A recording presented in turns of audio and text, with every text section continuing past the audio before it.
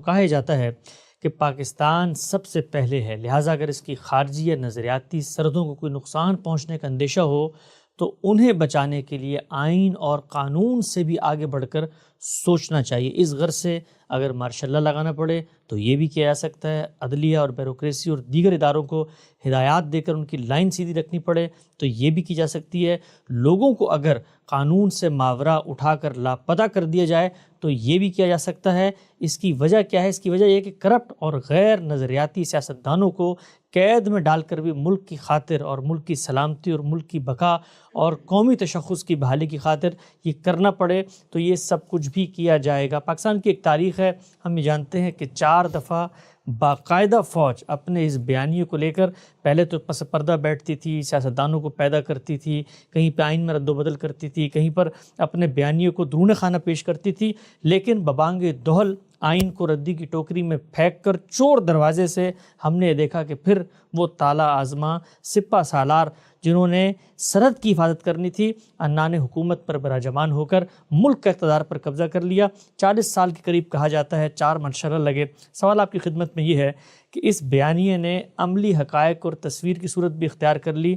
نقصان کیا ہوتا ہے غم صاحب؟ جب لوگ آ جاتے ہیں اور حکومت کرنا شروع کر دیتے ہیں تو جو کچھ نظریہ تھا، بیانیہ تھا، ہونا تو یہ چاہیے نا کہ آپ کو موقع مل گیا چلیں اس کو پورا کر کے دکھا دیں، لیکن ترقی معکوس کا سفر ہم نے دیکھا کہ ان مارشاء اللہوں کے دور میں ہوا۔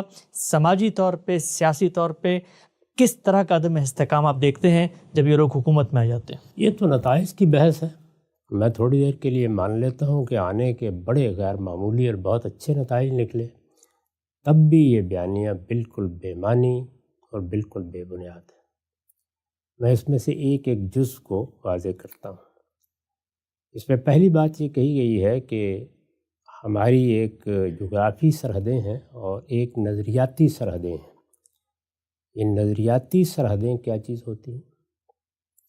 یعنی یہ ملک، میں اس سے پہلے وضاحت کے ساتھ عرض کر چکا ہوں، ایک قومی ریاست کی حیثیت سے وجود پذیر ہوا۔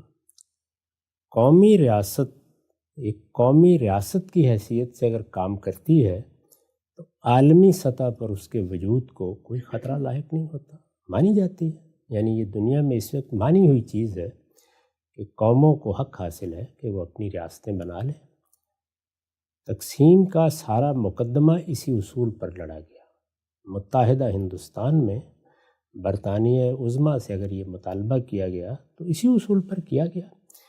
یہ مسلمان قومیت کی ہر تعریف کے لحاظ سے ایک قوم ہے، اور یہ قوم چونکہ شمال مغربی ہندوستان میں اور دوسری جانب مشرقی ہندوستان میں اکثریت رکھتی ہے، بہت بڑا علاقہ اس کے پاس ہے، اس لیے یہ حق رکھتے ہیں کہ اگر یہ متحدہ ہندوستان میں اپنے آپ کو محفوظ نہیں سمجھتے تو اپنے علاقے کو الگ کر لیں۔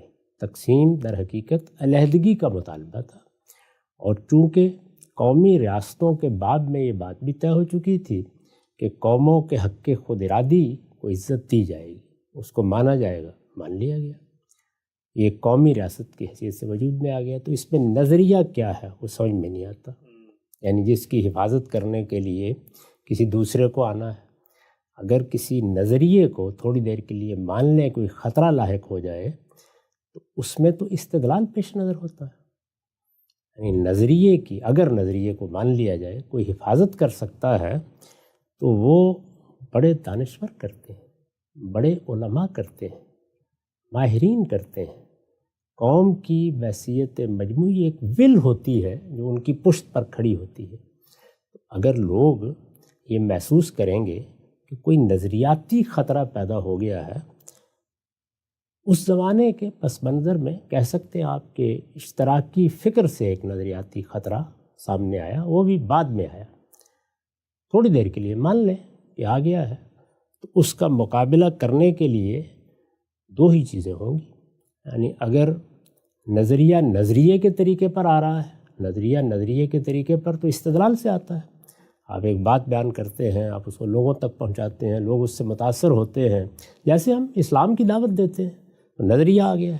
اس کا مقابلہ تو نظریاتی جدوجہد ہی کر سکتی ہے، اور نظریاتی جدوجہد کے لیے سب سے زیادہ ناموزوں اگر کوئی شخص ہو سکتا ہے تو وہی ہو سکتا ہے کہ جس نے ہاتھ میں بندوق پکڑی ہو اور جس کی ساری تربیت مرنے مارنے کی گئی ہے۔ یعنی یہ کام تو استدلال سے ہوتا ہے، اس میں ماہرین، علماء، دانشور اپنا کردار ادا کریں گے۔ اگر فرض کر لیجئے کہ کوئی نظریاتی قوت آپ کے ہاں سازش کا طریقہ اختیار کرتی ہے، تو اس کے لیے انٹیلیجنس کے ادارے موجود ہیں، وہ حکومت کے نظم میں ہوتے ہیں، ان کے تحت قائم کیے جاتے ہیں اور وہ بھی اپنی خدمات انجام دیتے ہیں۔ اس کے بعد اب جغرافی سرحدوں کو لے لیجیے۔ جغرافی سرحدوں کے معاملے میں اس سے پہلے عرض کر چکا کہ دوسری جنگ عظیم کے بعد دنیا کے فاتحین نے ان کو جس طرح سے میز پر بیٹھ کر بنا دیا ہے، اس میں کوئی تبدیلی میں یا آپ اب اپنی مرضی سے کرنے کی پوزیشن میں نہیں رہے۔ اس وقت عالمی سطح پر یہی صورتحال ہے، یعنی وہی 5 بڑی طاقتیں جن کو اقوام متحدہ میں ویٹو کا حق حاصل ہے، اور وہ اصلاً پہلی اور دوسری جنگ عظیم کے فاتحین ہیں، وہ جن چیزوں کو اختیار کر چکے ان سے اگر کہیں انحراف کو گوارا کریں گے تو اپنے مصالحے اور اپنی حکمتوں کے تحت کریں گے، اور جب ان کے مصالحے اور ان کی حکمتیں کسی تبدیلی کا تقاضا کریں گی تو پھر آپ کی افواج کچھ بھی نہیں کر سکتی اور کہیں بھی نہیں کر سکیں۔ کوئی ایک مثال بھی اس کی نہیں دی جا سکتی۔ اس وقت جب یہ سب کچھ بن رہا تھا، اس میں مثال کے طور پر مصطفیٰ کمال عطا ترک نے ایک کردار ادا کیا، ممکن تھا۔ جب یہ تقسیم ہو رہی تھی اس وقت ہمارے ہاں سے کچھ لوگوں نے جا کے 1/3 کے قریب کشمیر پر اپنا قبضہ مستحکم کر لیا، یہ ہو سکتا تھا کیونکہ اس وقت نقشے بن رہے تھے تو گوارا کر لیا گیا، اس کے بعد تو اس کا امکان ہی نہیں تھا۔ تو جغرافی سرحدوں کو خطرہ کیا لاحق ہو گیا؟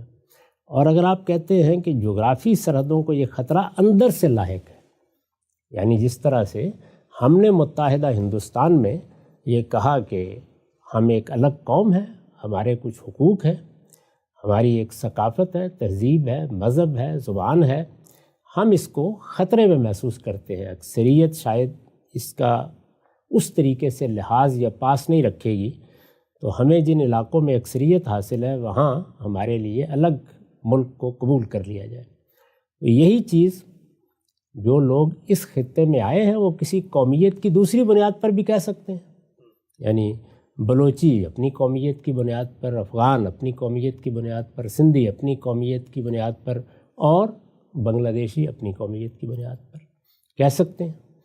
اس کے لیے دنیا میں طے کر دیا گیا کہ آپ جمہوری اصولوں پر اس صورتحال کا مقابلہ کریں گے۔ یعنی ایسا اگر ہوتا ہے تو یہ دیکھیے سب سے پہلے کہ کیوں ہو رہا ہے، کیونکہ اس دنیا میں لوگ اکٹھے رہتے ہیں تو حقوق کی پاسداری پر رہتے ہیں۔ آپ کے حقوق پامال ہونے کا اندیشہ آپ کو محسوس ہوا اور آپ کی قیادت کو محسوس ہوا تو آپ نے متحدہ ہندوستان میں علیحدگی کا مطالبہ کر دیا۔ یہ آپ کے لیے جائز تھا تو آپ کے اندر کے لوگوں کے لیے بھی جائز ہے، اور اگر یہ مطالبہ سامنے آ جاتا ہے تو جس طریقے سے اس وقت بات ہوئی تھی ویسے ہی ہونی چاہیے۔ اس وقت یہ مطالبہ کرنے والوں کو غائب تو نہیں کہہ دیا گیا تھا، لوگ اٹھا کر تو نہیں لے گئے تھے، کسی فوج کی اس وقت قوت تو ان کے خلاف استعمال نہیں کی گئی تھی۔ یعنی یہی تھا نا کہ بات ہوئی، اور اس بات چیت میں میز پر بیٹھ کر مختلف منصوبے سامنے آئے، گفتگو ہوئی، اس کے بارے میں کسر و انکسار بھی ہوا، سب ہوا، یہاں تک کہ آخر میں کیبنٹ مشن پلان کو خود قائد اعظم نے قبول کر لیا۔ تو ایک راستہ نہیں تھا، 10 راستے تھے، سیاسی طریقے سے ان پہ گفتگو ہوتی رہی، یہاں بھی ہو جائے گی۔ اور اس گفتگو کرنے کے لیے سب سے اچھے سیاستدانی ہوتے ہیں، اس لیے کہ وہ یہ جانتے ہیں کہ کہاں تعلقات بڑھانے ہیں، کہاں معاملات میں کسر انکسار کرنا ہے، کہاں چھوڑنا ہے۔ وہ عزت دینا بھی جانتے ہوتے ہیں، مختلف قوتوں کو جمع کرنا بھی جانتے ہوتے ہیں۔ وہ اس طرح کی نفرت کی مہمات نہیں چلاتے جیسے کہ فوج کی ضرورت ہوتی ہے یا فوجی ذہن کی مصیبت ہوتی ہے، تو وہ کر لیں گے یہ کام۔ چنانچہ کیا واقعہ ہے، اور اس واقعے کا کوئی انکار کر سکتا ہے کہ پھر اگر اس طرح کی صورتحال پیدا ہوئی اور مشرقی پاکستان میں پیدا ہوئی تو اقتدار کن کے پاس تھا؟ فوجیوں کے پاس، اور کن سے وہ جغرافی سرحدوں کی حفاظت نہیں ہو سکی؟ فوجیوں سے۔ پھر مجھے بتائیے کہ حاصل کیا ہوا؟ اگر سیاستدان ہوتے، میں آپ سے سچ عرض کرتا ہوں کہ پہلے مرحلے میں تو مجیب الرحمن کے 6 نکات پر وہ گفتگو کرتے جیسے کہ انہوں نے شروع کر دی تھی، اس گفتگو کے نتیجے میں کسر انکسار ہوتا۔ سیاست کی بساط پر جب تک گفتگو ہو رہی تھی اس وقت کی ساری تاریخ اٹھا کے دیکھ لیجئے، مجیب الرحمان یہ کہنے کے لیے بھی تیار نہیں تھے کہ ہم الگ ہونا چاہتے ہیں، یہ سب تھا۔ سیاستدان کثر انکسار کر کے معاملہ کر لیتے، لیکن جب ایک طرف ایک نہتہ سیاستدان کھڑا ہے، دوسری جانب آپ بندوق لے کے کھڑے ہیں، تو اس میں مذاکرات ہو نہیں سکتے، اور اس میں سیاسی عمل بھی نہیں ہو سکتا، اور اس میں سیاسی معاہدات بھی ممکن نہیں ہوتے۔ یہاں تو زیادہ سے زیادہ یہ ہے کہ کچھ آپ سے اگر منوا لیا جائے، یا یہ ہے کہ سرنڈر کر کے آپ کی بات مان لی جائے، اس کے سوا کوئی چارہ نہیں ہوتا۔ تو اس لیے یہ سارا جتنا آپ نے نقطہ بیان فرمایا ہے، یہ اپنی ابتدا سے اپنی انتہا تک لغو اور بے معنی ہے، اس سے کم اس کے لیے کوئی الفاظ نہیں ہو سکتے۔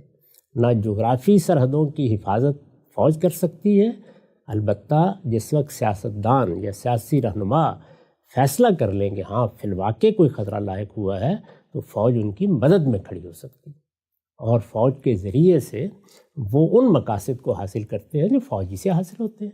وہ اندرون ملک بھی اگر جرائم پیشہ لوگوں سے واسطہ پڑ جائے تو پولیس استعمال کرنا پڑتی ہے، اور بعض حالات میں فوج بھی استعمال کرنا پڑتی ہے، لیکن یہ کہ اس میں فیصلہ کن حیثیت فوج کو حاصل ہو جائے، تو نہ اس طرح کی کوئی سرحدیں تھیں، نہ ان کی حفاظت کی یہ ضرورت تھی، نہ اس بیانیے کے بنیادی مقدمات درست ہیں، اور نہ آج اس ملک کو اگر آپ متحد رکھنا چاہتے ہیں جتنا باقی رہ گیا، یعنی وہ بھی ان کی وجہ سے ٹوٹا، دو حصوں میں تقسیم ہوا، جتنا باقی رہ گیا اس کو بھی متحد رکھنا چاہتے ہیں، تو یہ صرف سیاستدان ہیں کہ جو اس کو متحد رکھ سکتے ہیں۔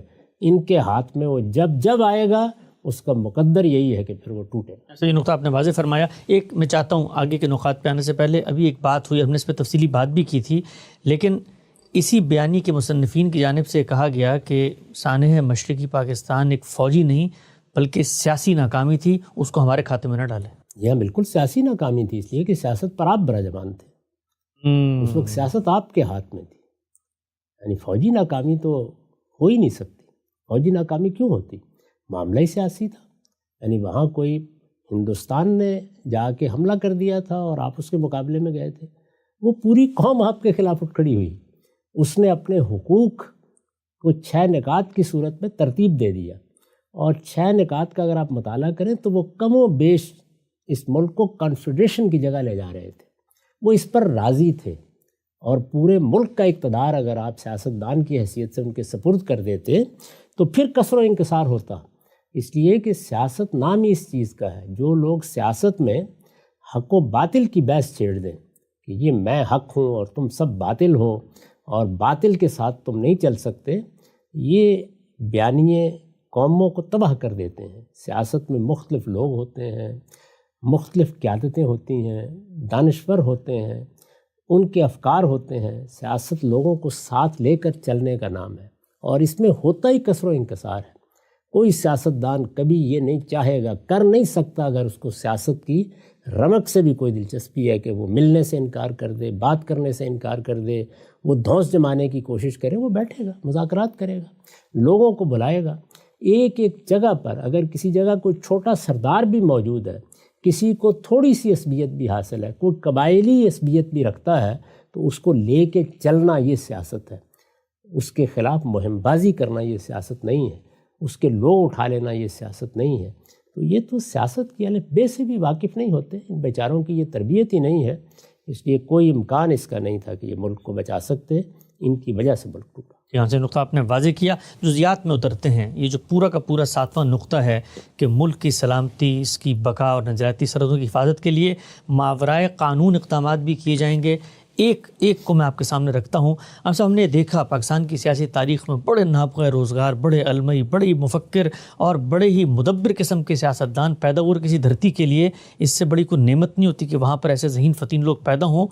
ان سے کہیں کوئی اختلاف ہوتا ہے اس بیانیے کے مصنفین کو تو فوراً سے ان کی نیت، ان کے محرکات، ان کے کردار، ان کے مقاصد، ان کے اہداف، اس سب کو شک کی نگاہ سے دیکھ کے غداری کا فتویٰ ہم نے دیکھا پاکستان کی تاریخ میں بڑی ہی بےرحمانہ طریقے سے اس بیانیے کے مصنفین کی جانب سے دیا گیا، یہاں تک کہ باچا خان جیسے لوگوں کو بھی کہا گیا کہ بھئی یہ غدار ہیں اور اس طریقے سے ملک دشمن ہیں۔ یہ بتائیے گا کہ آپ نے بڑا اچھا نقطہ واضح کیا کہ سیاستدان کس طرح بات کرتے ہیں. یہ جو مائنڈ سیٹ ہے، اس مائنڈ سیٹ میں مذاکرات، افہام و تفہیم، بیٹھنا، بات چیت کرنا، اختلاف رائے کو گوارا کرنا، یہ تو ممکن ہی نہیں ہوتا. تو اس کے نتیجے میں ہماری جو اعلیٰ سیاسی قیادت تھی وہ کتنی دل برداشتہ ہوئی. اعلیٰ سیاسی قیادت پہلے دل برداشتہ ہوئی، پھر پے در پے مایوس ہوئی، پھر اس کے پیدا ہونے کے عمل پر قدغن لگی اور گملوں میں نئی طرز کے پودے اگا دیے گئے. وہ ظاہر ہے کہ انہی کی تراش خراش کے محتاج تھے. فوجی ذہن کے لیے سیاسی عمل کو سمجھنا ہی ممکن نہیں ہوتا. اچھا، یعنی سیاسی عمل اس طرح نہیں ہوتا.